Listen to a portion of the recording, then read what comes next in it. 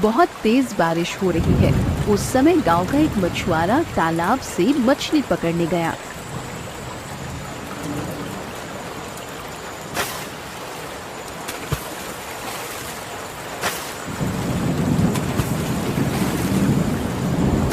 काफी देर से इंतजार कर रहा हूँ। इधर तो कोई मछली मिल ही नहीं रही। उधर तूफान भी बढ़ता जा रहा है। चलो तालाब के उस पार जाकर देखूं, शायद वहाँ नीचे कुछ मछलियाँ मिल जाएं।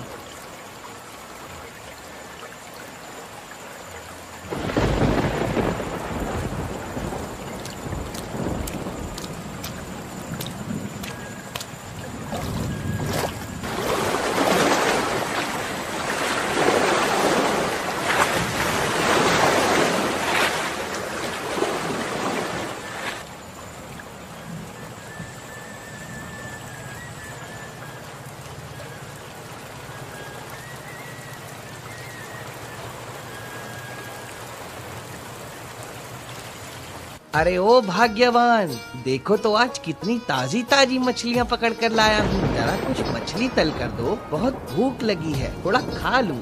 अरे इतनी संध्या बेला में कौन मछली बनाएगा? उबले आलू और गरम चावल खा लो, वही ठीक रहेगा, समझे? अरे भाग्यवान, ये सब कहने से क्या होगा? इतना सुनहरा बारिश और तूफान वाला मौसम, ऊपर से खुद के हाथ की ताजा मछली और तुम्हारे हाथ की जबरदस्त जादू, इनके बिना क्या मजा आएगा बताओ? हाय, तुम्हारा इतना प्रेम और खुशी देखकर तो मैं हार मान गई। लाओ बना ही देती हूँ।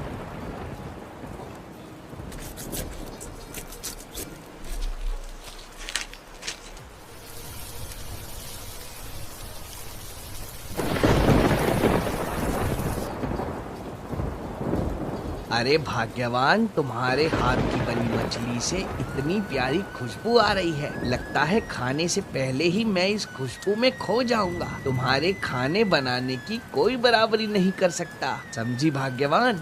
तुम तो इनमें ही मगन हो और मैं तो चिंता में मरी जा रही हूँ। बाहर मौसम कितना खराब है, कल मछली पकड़ने कैसे जाओगे? अगर मछली नहीं मिली तो घर कैसे चलेगा? अरे धत, तुम हमेशा इतनी ज्यादा चिंता क्यों करती हो? इस सुंदर मौसम का मजा लो, समझी? चाहे जितना तूफान आए, इस बाबूलाल मछुआरे को मछली पकड़ने से कोई नहीं रोक सकता।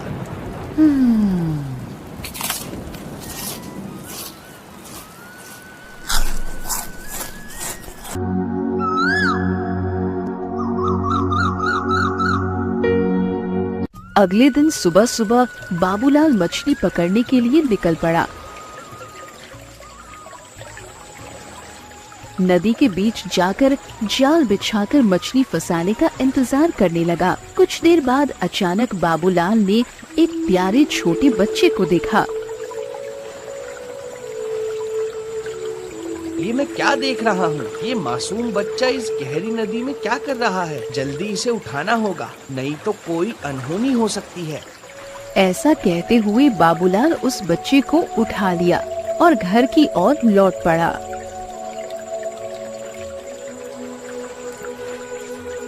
अरे ये क्या, मछली पकड़कर नहीं लाए? और ये किसके बच्चे को ले आए हो?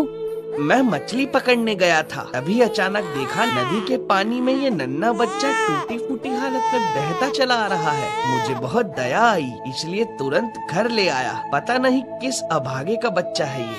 क्या कह रहे हो? जिस नदी में मछली पकड़ने गए थे, ये प्यारा बच्चा उसी नदी में बहता आया क्या? हाँ भाग्यवान, ऐसा ही हुआ। इस दुनिया में और क्या क्या देखना पड़ेगा, कौन जाने। खैर, जब तक इस बच्चे के असली माँ बाप का पता न चले, ये हमारे पास ही रहेगा। ठीक है भाग्यवान, तुम्हें कोई आपत्ति तो नहीं है ना? नहीं नहीं, मुझे कोई आपत्ति नहीं है। मैं तो कहूँगी भगवान ने खुद इसे हमारे पास भेजा है। तुम तो जानते हो मैं कभी माँ नहीं बन सकी। महाराज, राजकुमारी अब हमारे बीच नहीं है, हमने उसे खो दिया। रानी अम्रपाली, ये तुम क्या कर रही हो? क्या हुआ है? मुझे साफ साफ बताओ। महाराज, जब राजकुमारी को साधु बाबा के पास ले जाया गया था तब उन्होंने कहा था कि हमारी बेटी पर बुरी नजर है, इसीलिए उसे नदी में स्नान कराना होगा ताकि वह बुरी नजर से बच सके। लेकिन स्नान कराते समय वो हमारे हाथ से फिसल गई। महारानी, हमने अपनी राजकुमारी को इस तरह खो दिया। कितनी मिन्नतों के बाद वो हमें मिली थी। मालती मेरी बेटी। इधर मछुआरा और उसकी पत्नी मालती को बड़े प्यार और स्नेह से पालने लगे।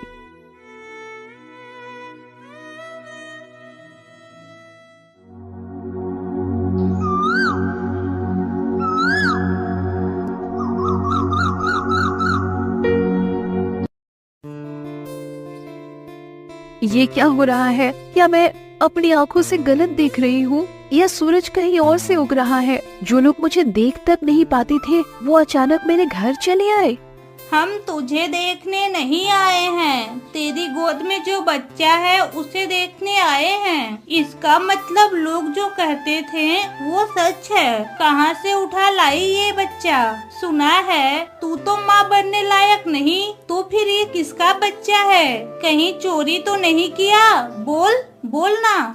जरा मुंह संभाल कर बात करो। सुबह सुबह दिमाग मत खराब करो। तुम्हारी और मेरी पुरानी दुश्मनी मेरे संतान पर मत निकालो, समझी? जो बोलना है बाहर जाकर बोलो। यहाँ से जल्दी निकलो। देखो देखो इसके तेवर। सच बात कहने पर घर से भगा दोगी क्या? हमेशा से रूपा तो ठीक ही कह रही है, तू तो बोझ है। तेरे घर में बच्चा आया कैसे? मेरे घर में संतान कैसे आई और क्यों आई ये मेरा मामला है। इस बच्चे को मैं पाल रही हूँ, तुम लोग तो नहीं पाल रहे हो, इसीलिए तुम सबको इतनी चिंता करने की जरूरत नहीं है। अब चुपचाप मेरे घर से निकल जाओ, नहीं तो मैं खुद बाहर कर दूंगी। सुन लिया ना? अरे वाह, तेरे मुंह की धार तो पहले जैसी तेज है। कोई बात नहीं, हम भी तेज छुरी लेकर आए हैं। सुनो सुनो गांव वालों, सुनो, राजा की इकलौती बेटी खो गई है। अगर किसी को उसके बारे में कुछ खबर हो तो वो राजमहल आकर बताएं। इसके बदले महाराज उसको बहुत सारे उपहार देंगे।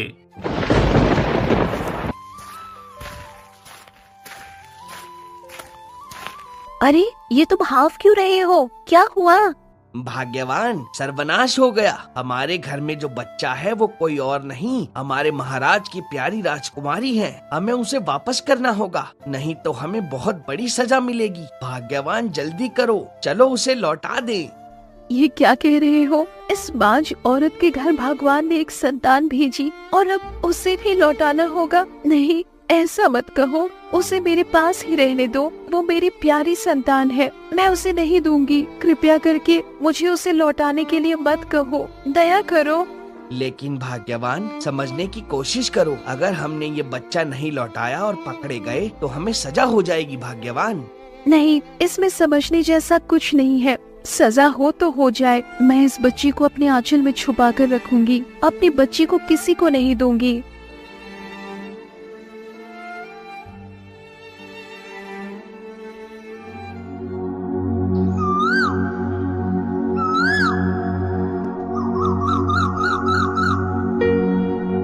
देखते देखते राजकुमारी छोटी से 7 साल की हो जाती है। वो बहुत सुंदर और शरारती स्वभाव की थी। मिष्टी बेटी, अब तो पेड़ से नीचे उतरो, बहुत देर हो गई। तुझे नहला धुलाकर खाना खिला दूं। आजा बेटी, उतर जा अब।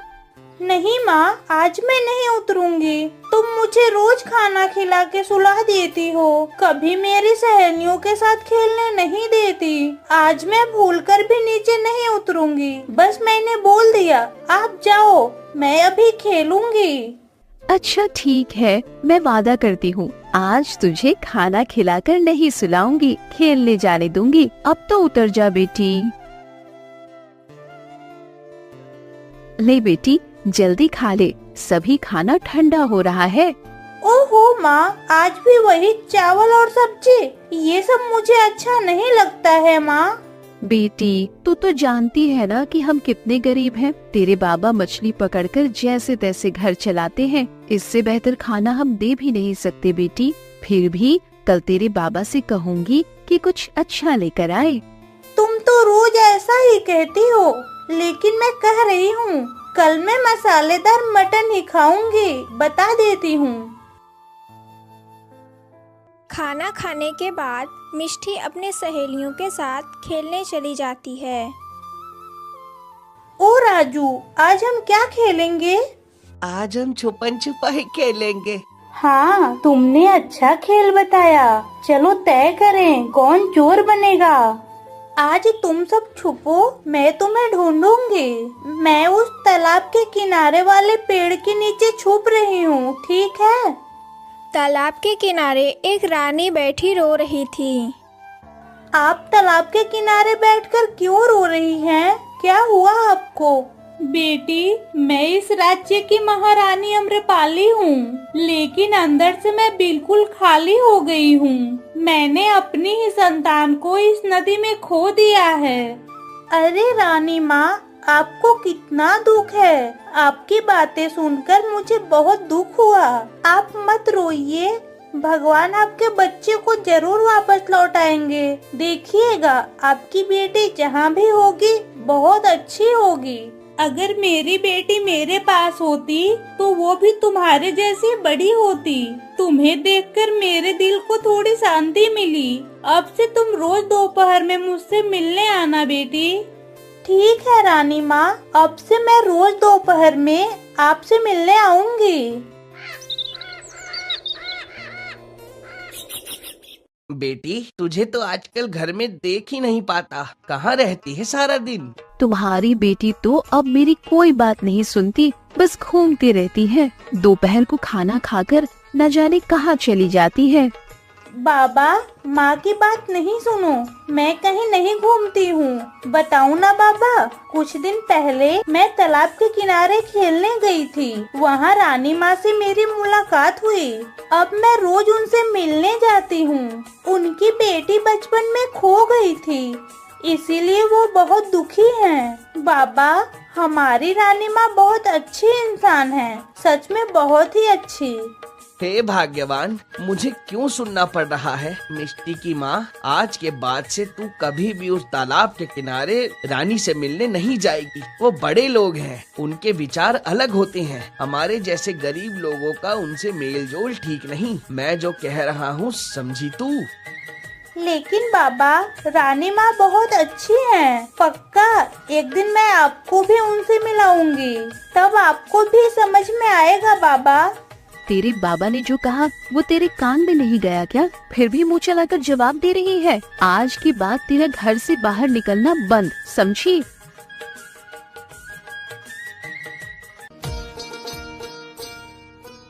रानी अम्रपाली, प्रजाजनों से सुन रहा हूँ कि तुम अब भी रोज उस नदी के किनारे बैठी रहती हो जहाँ हमारी बेटी खो गई।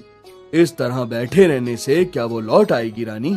महाराज, माँ का दिल बहुत बेचैन होता है। हर समय अपनी संतान के लिए रोती रहती हूँ। उस नदी के पास बैठकर ऐसा लगता है जैसे मेरी बेटी का चेहरा देख रही हूँ। लेकिन महाराज, हाल ही में वहाँ मैंने एक मछुआरे की बच्ची को देखा। उसकी आंखों में एक अजीब सा अपनापन है। उसकी सूरत इतनी मनमोहक कि जब मैं उसे देखती हूँ लगता है मैं अपनी मालती को देख रही हूँ। जब वो मुझे पुकारती है तो लगता है मेरी मालती ही मुझे पुकार रही है। ये क्या कह रही हो महारानी? पहले तो कभी ऐसा नहीं बोला आपने। एक काम करो, आज ही उस बच्ची को हमारे राज दरबार में ले आओ। मैं भी अपनी आंखों से उसे देखना चाहता हूँ। आप बिल्कुल ठीक कह रहे हैं महाराज, आज ही मैं उसे लेकर आऊंगी। ये क्या, वो बच्ची आज अब तक क्यों नहीं आई? इतनी देर तो कभी नहीं करती थी। कहीं उसे कोई परेशानी तो नहीं हुई? नहीं नहीं, मेरा मन बहुत घबरा रहा है। मुझे तुरंत राज दरबार जाकर महाराज को सब बताना होगा। माँ, ओ माँ, आज के बाद मुझे रानी माँ से मिलने मत भेजना। आज से मैं कभी भी रानी माँ से मिलने नहीं जाऊंगी। मैं कसम खाती हूँ। माँ, बस एक बार बाहर जाने दो मुझे। मिष्टी, मैं तो कब से कह रही हूँ तुम्हें उस रानी माँ से मिलने नहीं जाना है, फिर भी तुम बार बार क्यों जिद कर रही हो? क्या रानी माँ तुझे मुझसे भी ज्यादा अपनों जैसी लगने लगी। नहीं माँ, मैंने रानी माँ को वादा किया था कि मैं रोज उनसे मिलने जाऊंगी। अचानक मना कर दूंगी तो मैं वचन भंग कर दूंगी माँ। और तुमने ही तो सिखाया था कि वचन तोड़ना ठीक नहीं है। बस अगर इसके बाद एक बार भी वहाँ जाने की जिद करेगी तो मेरे और अपने बाबा का मरा हुआ चेहरा देखेगी, समझी?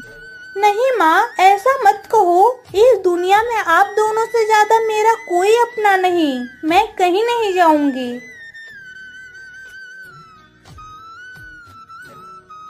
महारानी, आप इतनी जल्दी लौट आई, लेकिन वो लड़की आपके साथ नहीं है क्या? महाराज, मैंने नदी के किनारे बहुत देर तक इंतजार किया, लेकिन आज वो बच्ची नहीं आई। मेरे मन में बहुत बेचैनी हो रही है। डर लग रहा है कि कहीं उसे कोई अनहोनी तो नहीं हो गई। महाराज, आप उसकी खबर लेने तुरंत सिपाही को भेजिए। मैं अपनी बेटी जैसी उस बच्ची को भी नहीं खो सकती। महारानी, आप चिंता मत करो, मैं अभी सिपाही भेज रहा हूँ, सब ठीक हो जाएगा। अरे तुम ही मछुआरे बाबूलाल हो? तुम्हारी इकलौती बेटी मिष्टी ही है ना? जल्दी बताओ। हाँ, मैं ही बाबूलाल हूँ और मेरी बेटी ही मिष्टी है। क्यों, क्या हुआ सरकार? तुम्हारी बेटी अचानक आज रानी माँ से मिलने क्यों नहीं गई? क्या कोई परेशानी है? अगर कुछ हुआ है तो हमें बताओ। नहीं, कोई खास परेशानी नहीं, बस उसे बुखार हो गया है, इसीलिए उसे आज बाहर नहीं जाने दिया, अपनी मर्जी से रोका है। सरकार, रानी माँ को कहिए चिंता करने की कोई जरूरत नहीं है। मेरी बेटी बिल्कुल ठीक है, कोई खास बात नहीं। ठीक है, जब तुम्हारी बेटी ठीक हो जाए उसे रानी माँ के पास ले जाना, ये रानी माँ का आदेश है। महाराज, मछुआरे की बेटी को बुखार हो गया है, पर मेरे दिल में अजीब सी पीड़ा हो रही है। पता नहीं क्यों उस बच्ची के लिए मुझे इतनी चिंता हो रही है। क्यों इतनी पीड़ा? उसे एक दिन नहीं देखी, लगता है मानो कई दिन से उसे देखा ही नहीं। ऐसा करिए महारानी, कल आप खुद मछुआरे के घर जाकर बच्ची को देख आओ, आपको भी अच्छा लगेगा। हाँ महाराज, आप बिल्कुल सही सलाह दे रहे हैं। मैं कल सुबह ही जाऊंगी।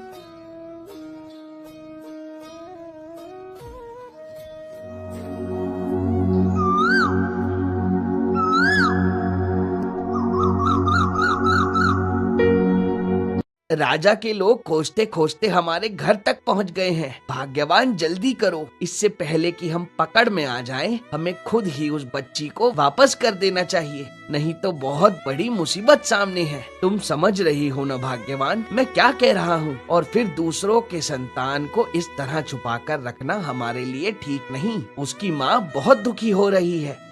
मैं आपसे विनती करती हूँ, आप मिष्टी को मुझसे दूर ले जाने की बात मत कहो। उसे पाकर मैं अपने सारे दुख भूल गई थी। अगर उसे वापस दे दूं तो फिर उसी दुख के समुद्र में डूब जाऊंगी। मिष्टी को मैंने अपनी जान से भी ज्यादा प्यार किया है, उसके बिना मैं जी नहीं पाऊंगी। दूसरी ओर रानी महारानी मिष्टी को देखने मछुआरे के घर पहुंचती है। रानी को देखकर मछुआरे की पत्नी चकित हो जाती है। प्रणाम रानी माँ, आप अचानक इस गरीब के घर में? मैं तुम्हारी बेटी को देखने आई हूँ। सुना है मिष्टी की तबीयत बहुत खराब है। कहाँ है मिष्टी? मुझे उसके पास ले चलो, मैं उससे मिलना चाहती हूँ। वो पहले से काफी अच्छी है, चिंता की कोई बात नहीं रानी माँ, आप निश्चिंत होकर महल लौट जाइए। बेटी मिष्टी, तुम कैसी हो? एक दिन तुम्हें नहीं देखा तो लगता है कितने दिनों से नहीं देखा है।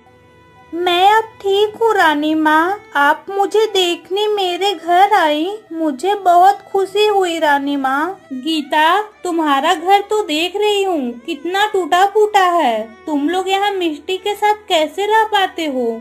यहाँ हमें कोई तकलीफ नहीं होती रानी माँ, इस टूटे घर में भी हमारा सब कुछ है, परेशान होने की कोई बात नहीं रानी माँ। नहीं नहीं, ऐसा कहने से कुछ नहीं होगा। देखो, तुम तीनों कल सुबह राजमहल आओ, वहाँ तुम्हारे लिए एक घर खाली करवा दिया जाएगा। तुम लोग वही रहोगे और तुम्हारे पति को एक अच्छी नौकरी भी दिलवा दी जाएगी, ठीक है? रानी महल लौटने के रास्ते में गीता की उन्हीं दो पड़ोसियों से मिलती है।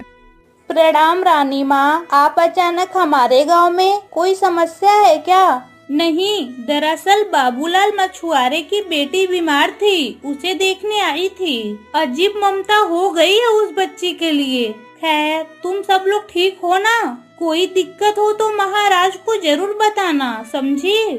रानी माँ, जब तक महाराज है हमें कोई कष्ट नहीं होगा। आप जैसे राजा रानी को पाकर हम गांव वाले धन्य हैं। लेकिन आपके लिए बहुत दुख होता है, इतनी छोटी उम्र में राजकुमारी को खो दिया। आपके दुख में हम भी दुखी हैं। लेकिन जिस घर में आप गई थी वो बच्ची उनकी अपनी नहीं, उन्होंने उसे कहीं से पाया था। हमें शक होता है। शक होता है? कहाँ से पाई थी? मुझे साफ साफ बताओ। वो मछुआरा कई साल पहले नदी में मछली पकड़ते हुए इस बच्ची को पाया था। उसकी पत्नी तो बांझ है, उसे तो कोई संतान नहीं थे, इसीलिए उस बच्ची को उन्होंने पाला। रानी तुरंत राजमहल लौटकर महाराज को सारी घटना बताती है और फूट फूट कर रोने लगती है। महाराज के आदेश पर सैनिक मछुआरे और उसकी पत्नी और मिष्टी को पकड़कर महल में लाते हैं।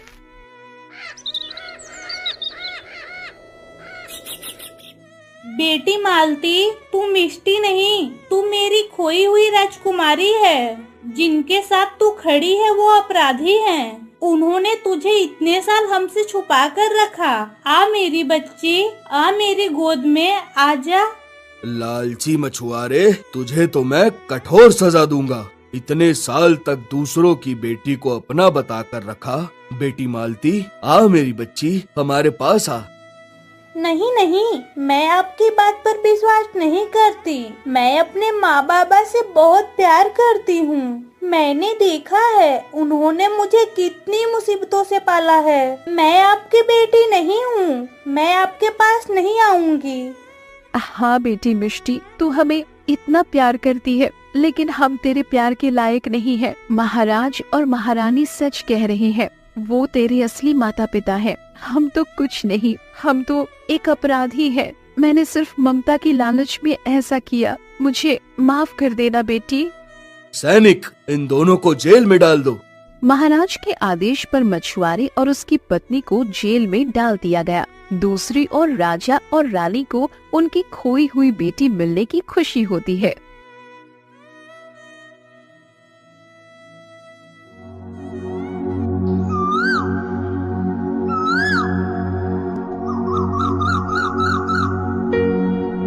तुम्हारे जन्म के बाद पहली बार जन्मदिन पर तुम्हें पाया है। बताओ बेटी, तुम्हें क्या चाहिए?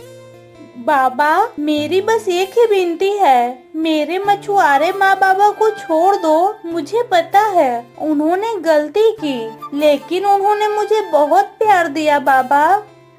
मालती, जिन्होंने तुझे हमसे इतने साल दूर रखा, क्या तुम उनके लिए मुझसे निवेदन कर रही हो? महाराज, मछुआरा और उसकी पत्नी हमसे अपराध तो कर बैठे, लेकिन उन्होंने हमारी प्यारी बेटी को पाला। उनकी वजह से आज हमें हमारी बेटी वापस मिली, इसीलिए हम उनके आभारी हैं। मैं भी यही चाहती हूँ, उन्हें माफ कर दीजिए। आखिरकार राजकुमारी मालती की आग्रह पर महाराज मछुआरे और उसकी पत्नी को माफ कर देते हैं और रिहा कर देते हैं।